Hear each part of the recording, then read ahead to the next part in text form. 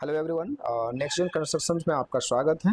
Last video में हमने देखा कि कैसे हम लोग कॉलम का गड्ढा तैयार किए और उसमें एक लेयर हम लोग पत्थर का डाल दिए। आज हम लोग उसी जगह पर भूमि पूजन के लिए आए हुए हैं और आप देख सकते हैं मेरे पापा जो हैं आज वो भूमि पूजन का कार्य को प्रारंभ कर दिए हैं। और आप जो सामने लेफ्ट साइड में देख सकते हैं जो नींव में जो पत्थर रखा जाएगा उसका पहले उसे साफ करके उसे धो के उसके ऊपर लेप हल्दी चंदन का लेप लगाया गया है। और जैसे भूमि पूजन में कहा जाता है नाग नागिन का जो एक धातु का बनाकर उसमें जो कंस्ट्रक्शन जो जहाँ स्टार्ट होगा जो भूमि पूजन का जो पत्थर डाला जाएगा वहाँ पर डाला जाता है। तो हम पापा सजाते हुए और हमारे जो देखिए छोटे छोटे बच्चे लोग भी, मेरी बेटी और भांजा दोनों आए हुए हैं, लोग मान नहीं रहे थे। और आप देख सकते हैं जहाँ भूमि पूजन करना है वो पूरा पानी से भर गया है। तो एक तरफ वो लोग पानी सुखाने में लगे हुए हैं और दूसरी तरफ जो है पापा अपना इधर अब हमारे पुरोहित जो है अभय जी, उनके माध्यम से पूजा पाठ जो है प्रारंभ हो चुका है। और जो शिला जो आज रखा जाएगा उसका विधिवत पूजा करते हुए और पूजा चल रहा है। और हम लोग देखेंगे कि फिर आगे किस हिसाब से लाइक जो शिला है उसको हम लोग फाउंडेशन में जाकर रखेंगे।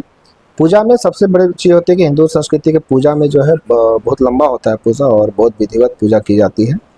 इसमें हम लोग अगर देखेंगे तो फूल पत्ती बेलपत्र, साथ ही साथ अगर कहें तो हल्दी चंदन, और यहाँ पर सबसे ज़्यादा महत्वपूर्ण रोल प्ले जो करता है वो है गंगा जल।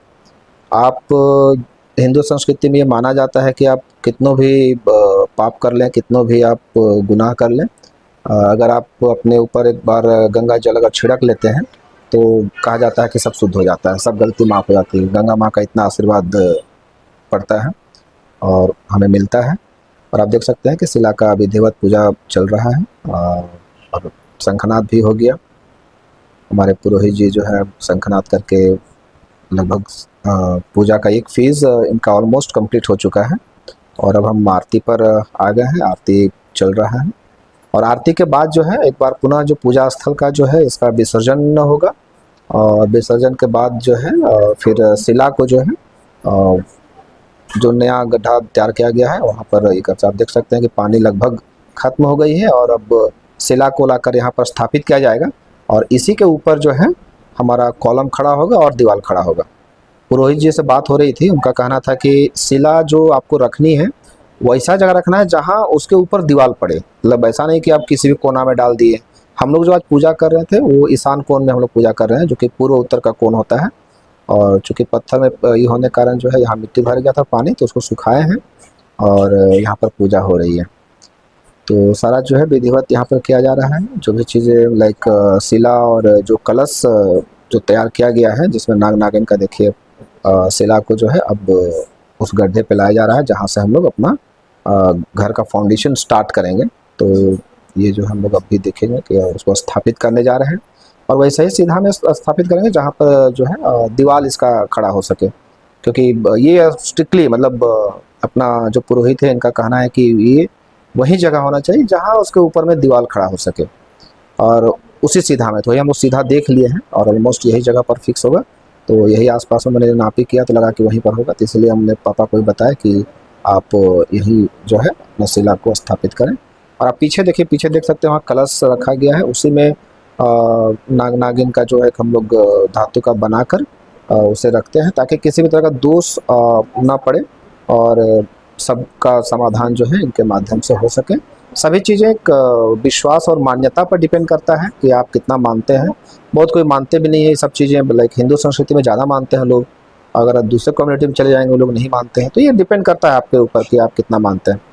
और देखिए हम लोग कलश भी स्थापित कर दिए हैं और जो पुरोहित उनका कहना है कि जब यहाँ पर ऊपर ढलाई करेंगे उस ढलाई के समय में लाइक पैर नहीं पड़ना चाहिए। तो ये उनको बोले हैं कि भाई जो भी मिस्त्री इसमें काम करें उनको स्ट्रिक्टली बताइए कि इसके ऊपर पैर ना, ढलाई के बाद तो खैर पैर जाएगा ही, तो कोई दिक्कत नहीं, लेकिन एक लेयर उसके ऊपर बन जाएगा।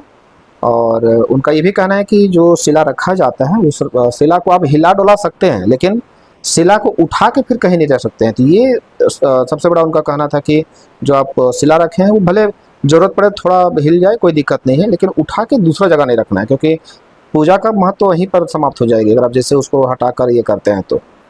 और गांव देहात में जैसे कुछ होते हैं लोग ऐसे कि जो आपका भला नहीं चाहते हैं, वो आप पूजा करके जाएंगे, उसके बाद उस शिला को हटा देते हैं। उसके बाद जो आप कलश रखे हैं उसमें जो भी आप पूजा करके विधिवत आप जो भी नाग नागिन का जो आप धातु का बना कर उसमें रखे हैं वो भी चोरी कर लेते हैं। तो इसके सुरक्षा के दृष्टिकोण से गांव में लोग ऐसे भी करते हैं कि जिस दिन पूजा होती है ना, वो लगभग रात भर वो लोग वहीं सोते हैं, ताकि कोई ऐसा किसी तरह का कुछ घटना ना हो सके और कोई किसी तरह का काम ना कर सके वहाँ पे। तो हम लोग क्या सोचे कि भाई रात में रह पाएंगे नहीं पाएंगे उसका गारंटी नहीं है, तो जैसे A few moments later. Like उसमें हम लोग स्थापित कर दिए। और उसके बाद जो है अब हम उसमें ढलाई कर दे रहे हैं, ताकि रात में रह पाएंगे ना उसका गारंटी नहीं है, तो हम लोग उसके ऊपर जो ढलाई कर दे रहे हैं ताकि कोई उसको निकाल ना सके। तो उनका भी ये कहना था कि जो आप शिलापट रखे हैं उसके चारों तरफ पहले ईशान कोण से शुरू करना है। एक एक कढ़ाई, 4 कढ़ाई आपको वहाँ पर मसाला डालना है अपने से, जो पूजा किए हैं वो ही डालेंगे। उसके बाद जो एडिशनल डालना है वो दूसरा लोग डालेंगे।